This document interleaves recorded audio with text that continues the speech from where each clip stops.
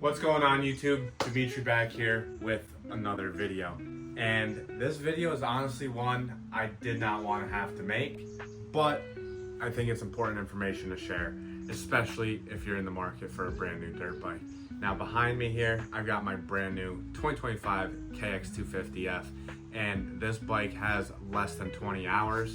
And as you guys can see, this thing is completely stripped down head to toe. And yeah, not happy about it. Overall, my experience has not been good. I just want to give an honest review on this dirt bike because this is supposed to be a leading company in dirt bike manufacturing, and the issues I'm having aren't really representing that. Before I go and talk anything bad about this bike, I want to first talk about some of the things that I really liked about this bike.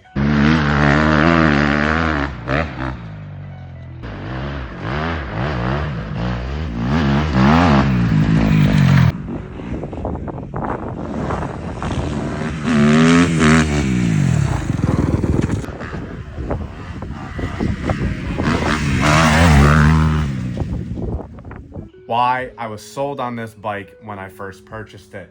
And to start off, guys, this bike is equipped with a MAPS system, and with the MAPS system, you can fine tune the motor pretty much however you want. You can connect it right to your phone and tune just about everything. It's absolutely awesome. You can get this thing to run exactly how you want it.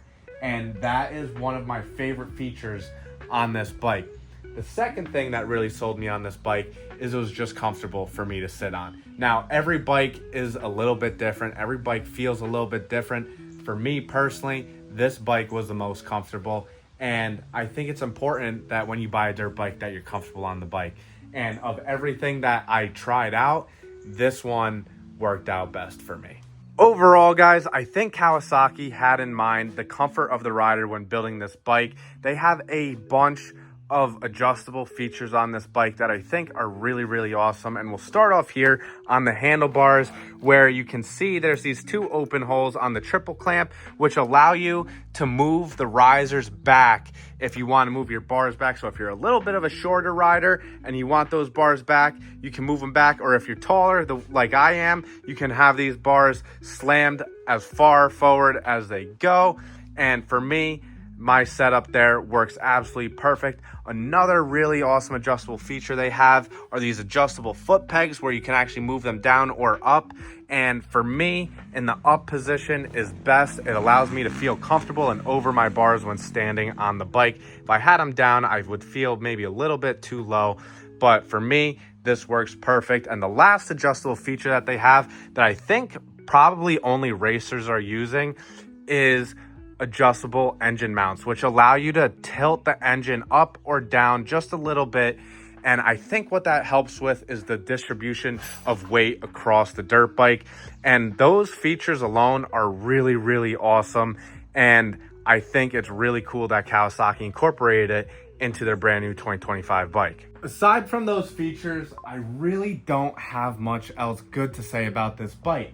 Starting off at the handlebars, guys, the very first time this bike was dropped, the bars bent, even the risers bent, and these risers are not that cheap, and I actually couldn't even find online the stock risers that they sell, so I upgraded to Pro Taper, and so far I've had no issue with the Pro Taper bars or risers. The suspension on this bike, I'm sure, is great. Unfortunately, I never got the time in on this bike to really dial it in. I messed with it a little bit, but out of the factory, the suspension was extremely squishy. Even on the smallest jumps, I was fully bottoming out this bike, and I'm not a huge guy. So I don't know why it was set up that way, but it definitely needs to be adjusted. So just keep in mind, if you do get a brand new bike, have them set the suspension for you rather than you figuring out that it needs to be done.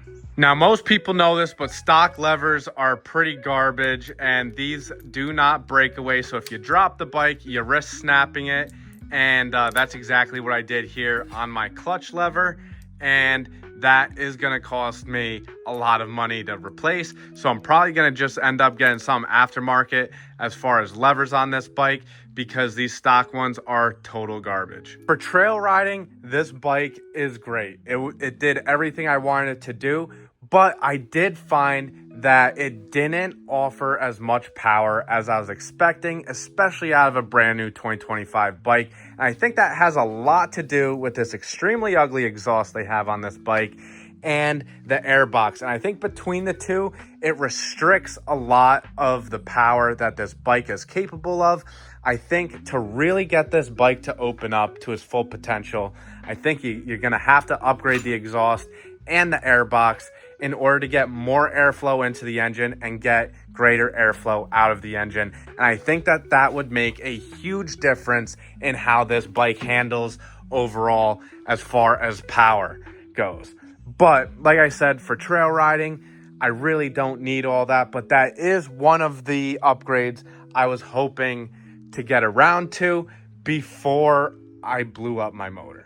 The motor on this bike did not even last me 20 hours, and I don't even know where to begin with my frustration on this. The second that this motor blew up on me, I took it right back to the shop that I got it from. I'm like, guys, there's gotta be something that you can do to help me out, to help remedy this situation. It's a brand new bike. I was literally in here just weeks ago buying this bike brand new, and now it doesn't even run. And I've done all the proper maintenance on it, oil change on almost every single ride, oil filter, clean the air filter every single ride, all the preventative maintenance to keep your bike running well. I was on top of it, and this bike blew up. I bring it into the shop, and they weren't really willing to help me. We can diagnose it for you for $200 an hour. And I'm like, well, that doesn't really help me, because now I'm gonna be $600. Like, if you could even get the entire motor apart in 3 hours, that's $600 out of my pocket just for you to figure out what's wrong with it. I'd rather do that myself. So I took matters into my own hands. I brought the dirt bike back home. Come to find out, after ripping the whole bike apart, the crank bearing is totally shot in this thing. And to have a crank go out at 20 hours is absolutely unacceptable. These cranks should be lasting well over 100 hours, especially on a brand new, never ran before bike. So once I found out that this crank was bad, I called up Kawasaki, and after leaving me on hold for nearly 2 hours, they gave me about 1 minute of their time to tell me that there's nothing that they can do. This was supposed to be my entire summer. I feel like I really didn't get anything out of this purchase. I would have rather gone on Facebook Marketplace and bought a blown up bike and spent the money to fix that up, to have that for the summer, rather than this. Even though I love the way that this bike feels and rides, for the 20 hours I did have it, the thing was a beast. So obviously I'm pretty upset about this whole situation.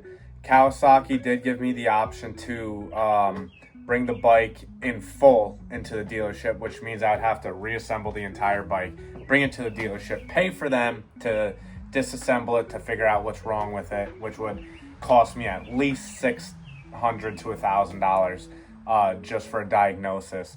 And then they said that they will only talk with the dealership to possibly remedy the situation. And on top of that, they want all the receipts on oil changes, making sure that everything was properly maintained on the bike, which I did all myself, not at the shop. It's just unreasonable, the expectations that they have for you in order to get any kind of compensation. I want to end this video by kind of stating that what I think Kawasaki is doing is unethical.